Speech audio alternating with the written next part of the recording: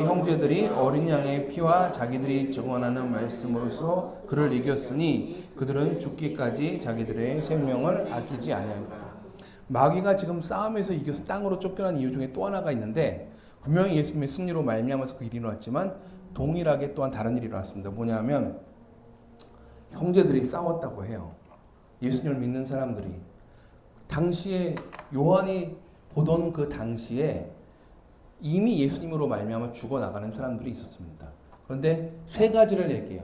같이 한번 보겠습니다. 노란색만 볼게요. 시작. 어린 양의 피, 증거하는 말, 죽기까지 아끼지 아니하였다.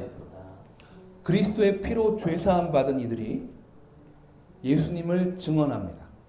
자기가 예수님을 믿는 사람이라고.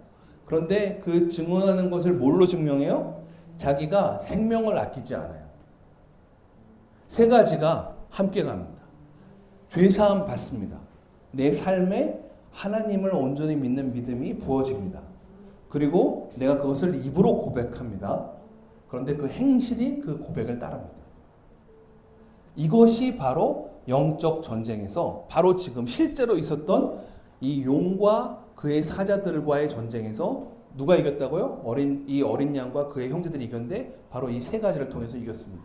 영적 전쟁에 승리하는 길은 우리가 죄사함 받아야 됩니다.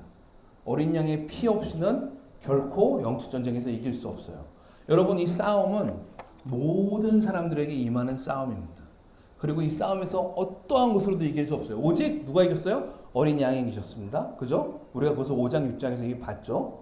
그리고 누가 이겼어요? 어린 양을 믿는 사람들이 이겼는데, 먼저는 어린 양의 피로 이겼고, 그 다음에는 어린 양의 그 피를 증거하는 말로 이겼고, 자기의 입술의 말로 이겼고, 자기의 행실로 이겼습니다. 말과 행실이 그들의 믿음을 따라간 겁니다. 그래서 야고보서에 뭐라고요? 행함이 없는 믿음은 죽은 믿음이라고 얘기를 합니다. 여러분, 내가 예수님을 믿는다고 하면서 내 행실이 따르지 않으면 이길 수 없어요. 영적 전쟁에서 승리 못합니다. 내가 또 죄사함을 받지 않고 내 안에 양심의 주의 보혈로 씻김 받아서 하나님과 사람 앞에 양심이 꺼리낌 없게 하기를 힘쓰라고 하신 그 말씀을 제대로 따르지 아니하면 내 양심에 꺼리낌이 생기기 때문에 담대하게 기도하지 못하고 그로 말미암아 승리하기도 어렵습니다. 그래서 영적 전쟁에 승리하는 길은 내가 온전히 주 앞에서 죄사함 받고, 죄사함 받은 것을 위해서 감사하는 입과 찬양과 입술에 고백하는 말이 있고, 믿음으로 고백하고, 그것을 사랑과 하나님 앞에서, 내가 하나님과 사람 앞에서 누군지 나를 시인하면 나도 하늘에 있는 천사들 앞에서 그를 시인하겠다고 하셨습니다. 내 입술에 고백이 있고 사람들 앞에서 예수님을 부인하지 아니할 뿐더러 이것이 굉장히 중요했습니다. 초대교회에서는 입술에 부인이 많았어요. 도미티안 황제 때는 예수님을 부인하는 사람들이 실제로 생겼습니다.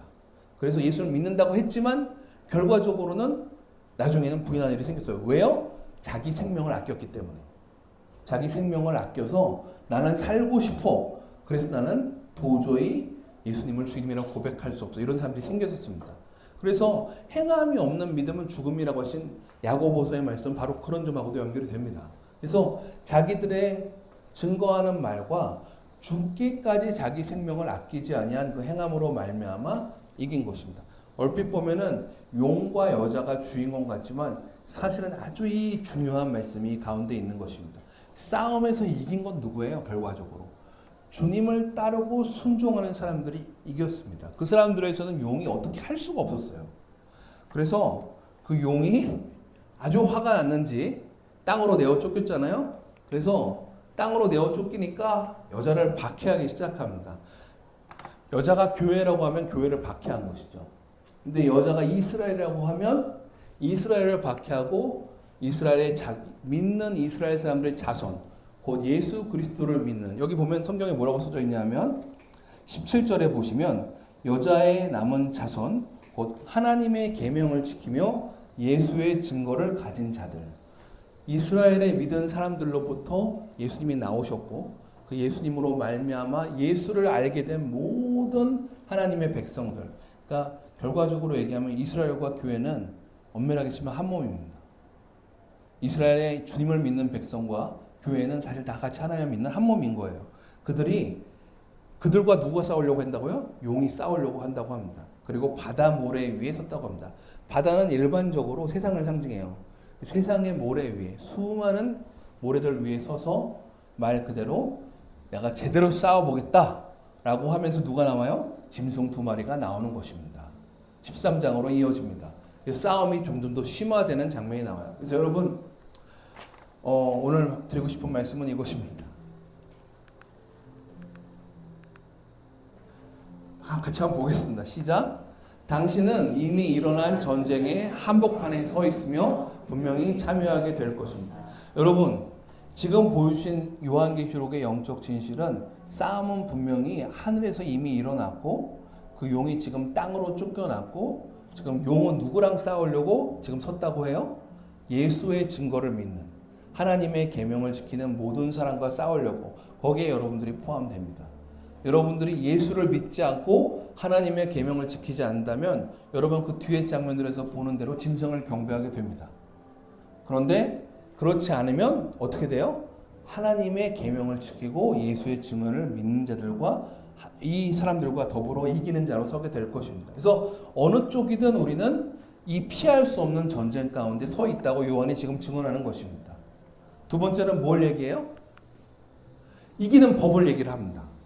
이기는 법. 성도가 어떻게 이기는지를 얘기합니다. 첫 번째는 그리스도의 피로 죄사함 받은 것을 얘기를 합니다. 그리고 두 번째로 말씀과 성령 안에서 예수님의 이름을 증거한 사람들에 대해서 얘기를 합니다. 그들은 증거했어요. 예수님을 나를 믿는다고 증언했습니다.